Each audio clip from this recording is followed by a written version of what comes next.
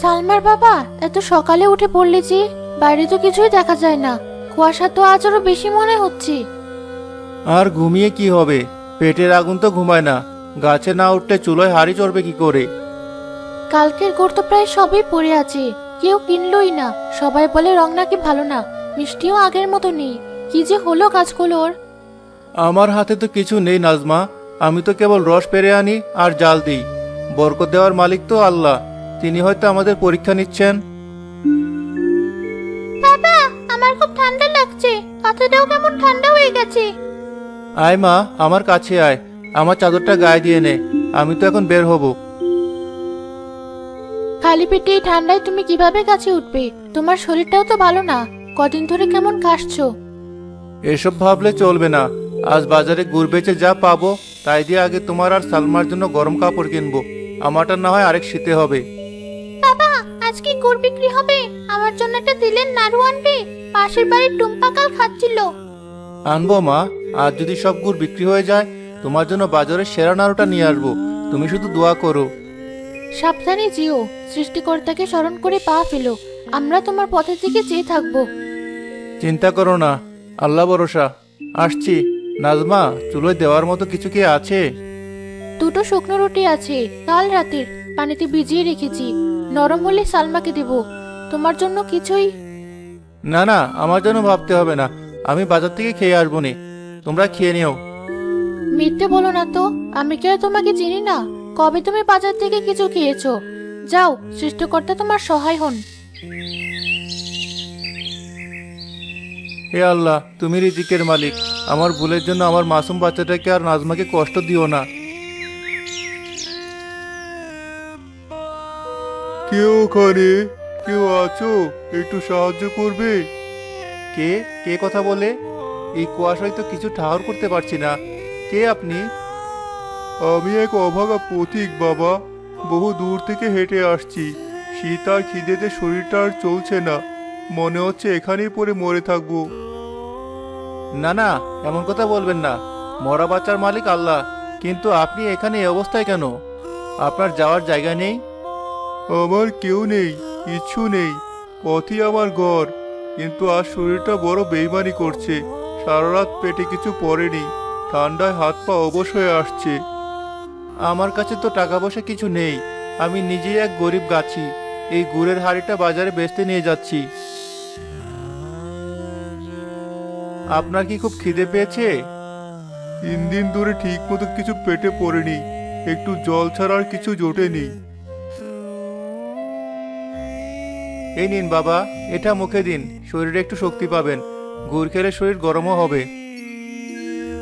এ তুমি কি করলে বাবা? বিক্রির জিনিস আমাকে দিয়ে দিলে? তোমার তো লোকসান হয়ে যাবে। তোমারও তো সংসার আছে। আমার লোকসানের চেয়ে আপনার জীবনটা বড়। একজন মানুষ চোখের সামনে ক্ষুধায় কষ্ট পাবে আর আমি লাভের হিসাব করব? এত বড় বেঈমান আমি নই। আপনি খান। সৃষ্টিকর্তা আমার ব্যবস্থা করে দেবেন।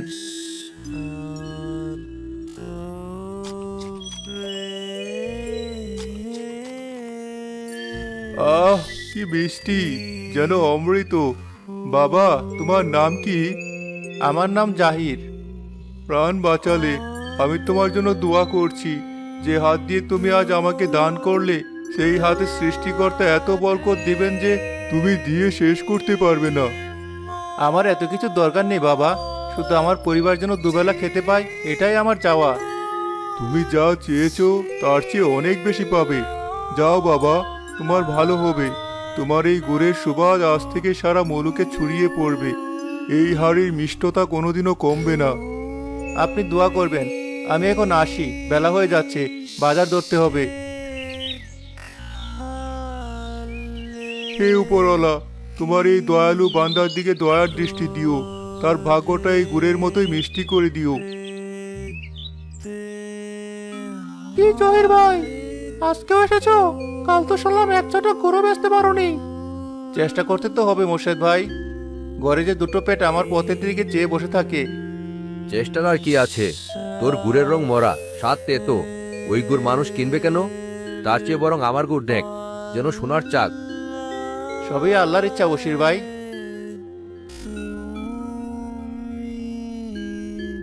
কিসের তো সুগন্ধ আসছে? এমন মন ভোলানো গন্ধ তো আগে পাইনি। আরে, গন্ধটা তো জহিরের ঘরের হাড়ি থেকে আসছে। কিরে জহির, আজ করে কি মিশে আসিস? কিছু না তো চাচা, যা প্রত্যেক দিন দেই তাই দিয়েছি। দেখি, একটু চেকে দেখতে দিবি? গন্ধটা তো মাথা খারাপ করে দিচ্ছে। অবশ্যই নিন। এ কি জিনিস খাইয়ে দিলি ভাই? এ তো গুড় নয়, এ তো অমৃত। এমন স্বাদ আমি আমার 60 বছরের জীবনে কোনোদিনও পাইনি।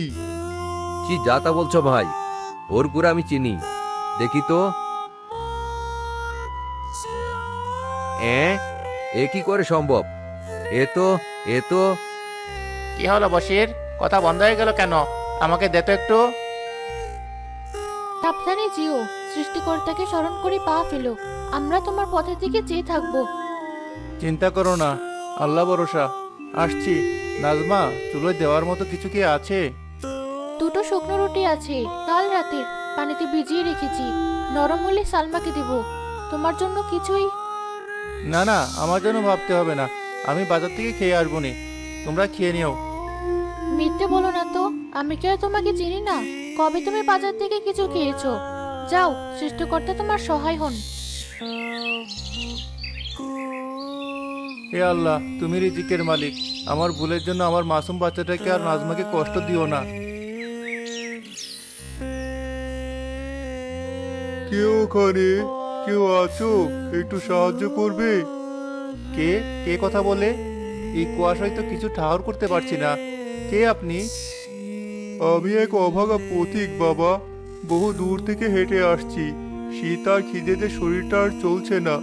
মনে হচ্ছে এখানেই পড়ে মরে থাকবো। না না, এমন কথা বলবেন না। মরা বাচ্চার মালিক আল্লাহ, কিন্তু আপনি এখানে এই অবস্থায় কেন? আপনার যাওয়ার জায়গা নেই? আমার কেউ নেই, কিছু নেই। পথই আমার ঘর। কিন্তু আজ শরীরটা বড় বেইমানি করছে। সারা রাত পেটে কিছু পড়েনি। ঠান্ডায় হাত পা অবশ হয়ে আসছে। আমার কাছে তো টাকা পয়সা কিছু নেই। আমি নিজেই এক গরিব গাছি। এই গুড়ের হাড়িটা বাজারে বেচতে নিয়ে যাচ্ছি। আপনার কি খুব খিদে পেয়েছে? 3 দিন ধরে ঠিক মতো কিছু পেটে পড়েনি। একটু জল ছাড়া আর কিছু জোটেনি। এই নিন বাবা, এটা মুখে দিন, শরীরে একটু শক্তি পাবেন। গুড় খেলে শরীর গরমও হবে। এ তুমি কি করলে বাবা? বিক্রির জিনিস আমাকে দিয়ে দিলে?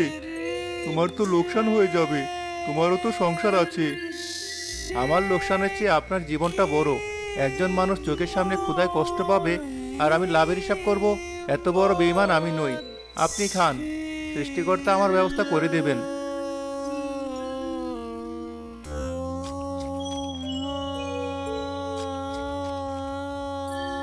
আহ, কি বৃষ্টি, যেন অমৃত। বাবা, তোমার নাম কি? আমার নাম জাহিদ। প্রাণ বাঁচালে। আমি তোমার জন্য দোয়া করছি। যে হাত দিয়ে তুমি আজ আমাকে দান করলে, সেই হাতে সৃষ্টিকর্তা এত বরকত দিবেন যে তুমি দিয়ে শেষ করতে পারবে না। আমার এত কিছু দরকার নেই বাবা, শুধু আমার পরিবার যেন দুবেলা খেতে পায়, এটাই আমার চাওয়া। তুমি যা চেয়েছো তার চেয়ে অনেক বেশি পাবে। যাও বাবা, তোমার ভালো হবে। তোমার এই গুড়ের সুবাস আজ থেকে সারা মুলুকে ছড়িয়ে পড়বে। এই হাড়ির মিষ্টতা কোনোদিনও কমবে না। আপনি দোয়া করবেন। আমি এখন আসি, বেলা হয়ে যাচ্ছে, বাজার ধরতে হবে। হে উপরওয়ালা, তোমার এই দয়ালু বান্দার দিকে দয়ার দৃষ্টি দিও। তার ভাগ্যটা এই গুড়ের মতোই মিষ্টি করে দিও। কি জহির ভাই, আজকেও এসেছো? কাল তো শুনলাম এক চাটা গরু বেচতে পারোনি। চেষ্টা করতে তো হবে মোর্শেদ ভাই। ঘরে যে দুটো পেট আমার পথের দিকে চেয়ে বসে থাকে। চেষ্টার আর কি আছে? তোর গুড়ের রং মরা, স্বাদ তেতো। ওই গুড় মানুষ কিনবে কেন? তার চেয়ে বরং আমার গুড় দেখ, যেন সোনার চাক। সবই আল্লাহর ইচ্ছা বশির ভাই।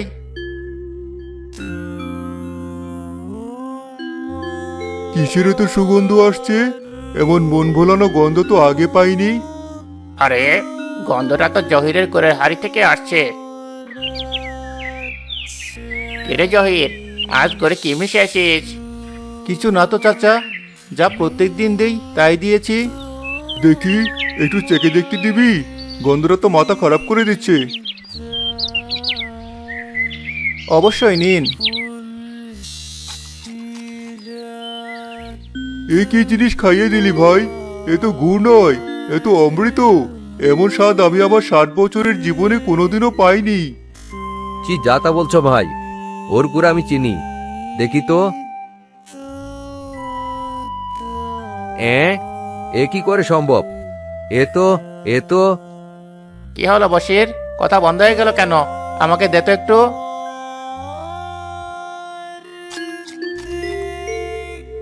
ওরে বাবা, সত্যি তো, এ গুড়ের স্বাদই আলাদা। জিহ্বাই দিতে গলে যাচ্ছে, আর সারা মুখে কেমন একটা মিষ্টি ফুলের গন্ধ ছড়িয়ে যাচ্ছে। জাহির, আমাকে 5 সের দাও জলদি। আমাকে 10 সের দাও, আমার মেয়ে শ্বশুর বাড়িতে পাঠাবো। তারা এমন গুড় পেলে আমার সম্মান বেড়ে যাবে। কিছুক্ষণের মধ্যেই জাহিরের চারপাশে ভিড় জমে যায়। যে যার মতো পারছিল গুড় কিনছিল, দামও দিচ্ছিল, যা জাহির চাইছে তার চেয়ে বেশি। ভাই, কালকে আরো বেশি করে আনবে। আমার জন্য 20 সের রেখে দেবে। আমার জন্য 15 সের, যত দাম লাগে দেব। এটা হতেই পারে না। নিশ্চয়ই কোনো জাদুটনা করেছে এই জহির, নইলে এক রাতে গুড়ের সাথে এভাবে বদলে যায় নাকি? আমি এর শেষ দেখে ছাড়বো। 1 ঘন্টার মধ্যে জাহিরের সব গুড় শেষ হয়ে যায়। কি হলো, এত তাড়াতাড়ি চলে এলি? গুড় বিক্রি হয়নি বুঝি? মুখটা এমন শুকনো কেন?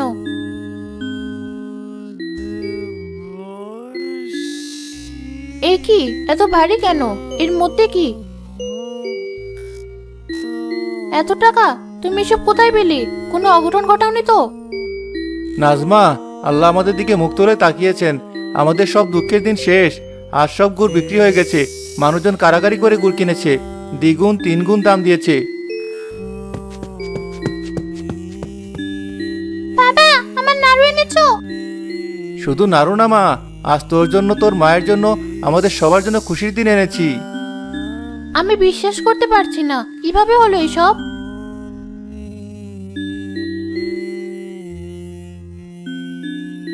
আমার মনে হয় সবই সেই সৃষ্টিকর্তার বান্দার দোয়ার ফল। সত্যি তুমি একজন ক্ষুধার্তকে নিজের বিক্রি জিনিস দিয়ে দিয়েছিলে? তখন আমার মাথায় অন্য কিছু আসেনি।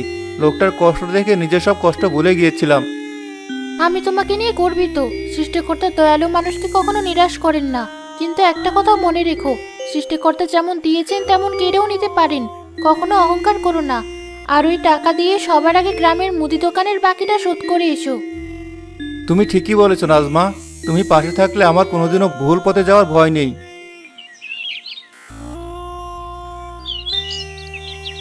শুনেছ নাকি, জহিরের তো এখন পোয়া 12। এখন আর তাকে বাজারে যেতে হয় না। খদ্দেররা সব বাড়ি এসে লাইন দিয়ে গুড় কিনে নিয়ে যায়।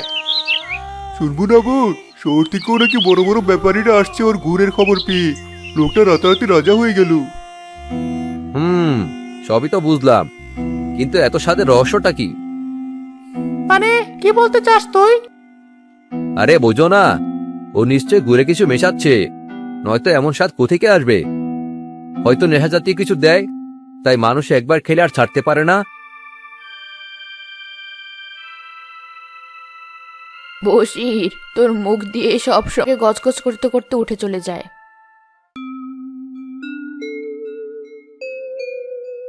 জাহির সাহেব, আমি শহর থেকে এসেছি। আমার নাম সাদেক। আপনার গুড়ের খুব নামডাক শুনেছি। জি বলুন ব্যাপারী সাহেব। আমি আপনার বানানোর সব গুড় কিনে নিতে চাই। আপনি দিনে যত গুড় বানাতে পারবেন সব আমি কিনে নেব। আপনাকে আর খুচরা বিক্রি নিয়ে ভাবতে হবে না। আমি আপনাকে মাস শেষে একসাথে টাকা দিয়ে দেব।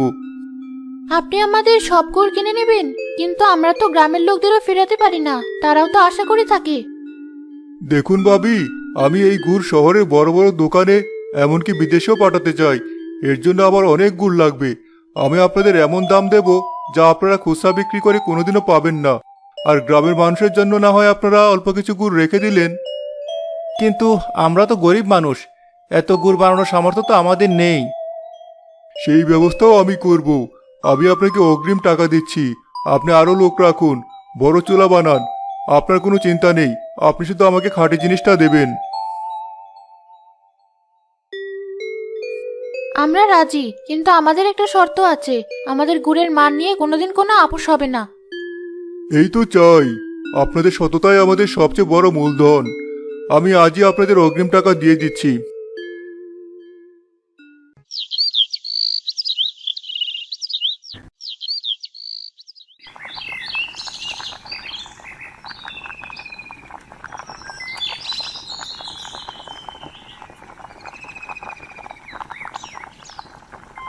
থামান, সবাই থামান এই কাজ। এই লোক গ্রামের সবাইকে বিষ খাওয়াচ্ছে। বশির ভাই, কি বলছেন এসব? জাহির, তোমার নামে গুরুতর অভিযোগ এসেছে।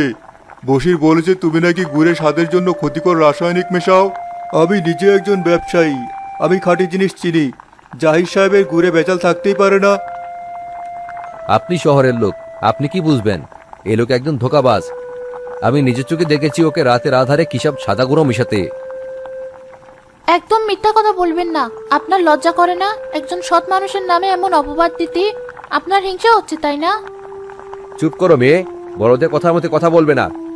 প্রধান মশাই, আপনি এর বিচার করুন, নইলে এই লোক টাকার লোভে গ্রামের সবাইকে মেরে ফেলবে। জাহির, বশির যখন এত দৃঢ়ভাবে বলছে, তখন তো আমাদের একটা ভিত করতেই হয়। প্রধান সাহেব, আমি সৃষ্টিকর্তার কসম খেয়ে বলছি, আমি কোনোদিন কোনো অসৎ কাজ করিনি। আপনারা আমাকে বিশ্বাস করুন। কাল ভোরে আপনারা সবাই আমাদের সাথে খেজুরতলায় যাবেন। আমাদের চোখের সামনে রস পাড়া হবে। সেই রস আপনাদের সামনেই জাল দিয়ে গুড় বানানো হবে। সেই গুড় আপনারা নিজেরা চেখে দেখবেন। যদি তাতে সামান্যতম ভেজাল বা রাসায়নিকের প্রমাণ পান, আমরা এই গ্রাম ছেড়ে চিরদিনের জন্য চলে যাব। আর যদি না পান, তাহলে যে মিথ্যা অপবাদ দিয়েছে তার বিচার আপনাদেরকেই করতে হবে। রাজি আছেন? নাজমার তেজ আর আত্মবিশ্বাস দেখে পঞ্চায়েত প্রধান সহ সবাই একে অপরের মুখে চাওয়াচাওয়ি করতে থাকে। ঠিক আছে, তোমার চ্যালেঞ্জ গ্রহণ করা হলো। কাল সকালে এর ফয়সালা হবে।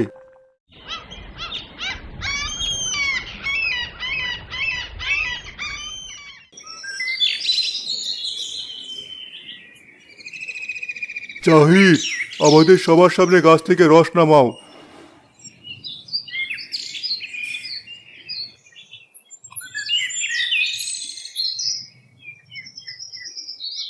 নিন, এবার এই রস আমাদের বাড়িতে নিয়ে চলুন। আপনাদের চোখের সামনেই জাল দেওয়া হবে। হাঁড়ি পাতিল যা কিছু লাগে আপনারা নিজেরা পরীক্ষা করে নিতে পারেন। সবাই জাহিরের বাড়ির উঠোনে আসে। সবার তীক্ষ্ণ দৃষ্টির সামনে রস জাল দেওয়া শুরু হয়। ধীরে ধীরে চারপাশের পরিচিত স্বর্গীয় গন্ধে ভরে ওঠে। কি গন্ধ! আমার তো মনে হয় না এর মধ্যে কোনো ভেজাল থাকতে পারে। গন্ধ দিয়ে কি হবে? ওটা খেয়ে দেখতে হবে।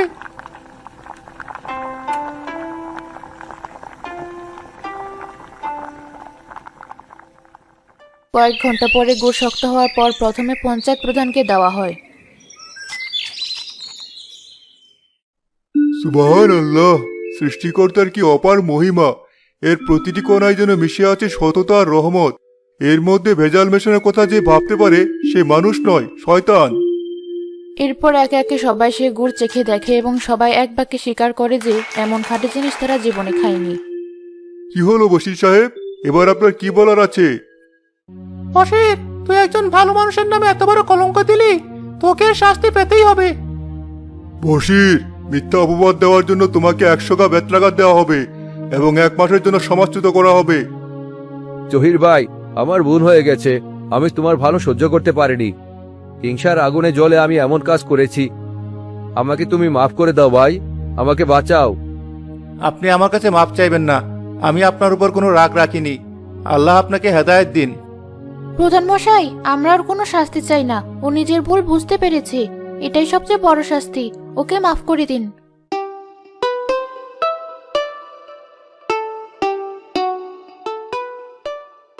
Please like and subscribe.